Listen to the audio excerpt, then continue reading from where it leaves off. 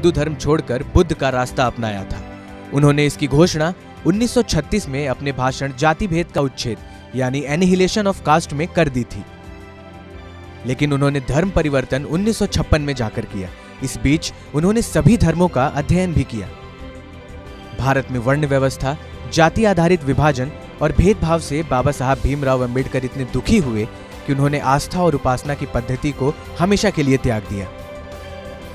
संविधान निर्माता B.R. अम्बेडकर 64 साल पहले आज ही के दिन गौतम बुद्ध की शिक्षा से प्रभावित होकर बौद्ध धर्म के अनुयायी बन गए थे।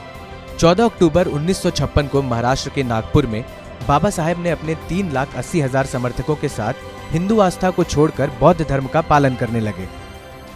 गरीबी, बहिष्कार और लांछन से भरा बचपन गुजारने वाले अंबेडकर का जन्म हिंदुओं में अछूत और निचली माने जाने वाली महार जाति में हुआ था।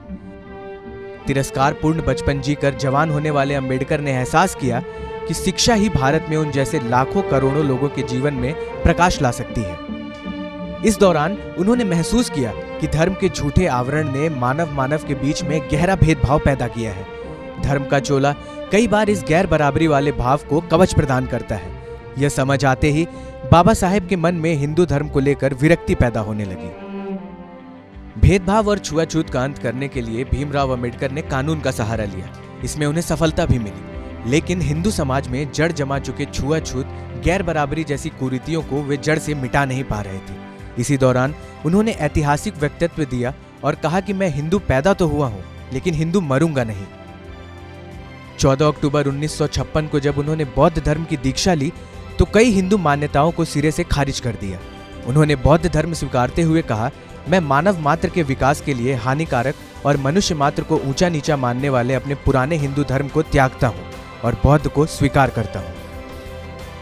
अपनी प्रतिज्ञा में उन्होंने प्रण लिया कि वे कोई भी क्रियाकर्म ब्राह्मणों के हाथों से नहीं करवाएंगे।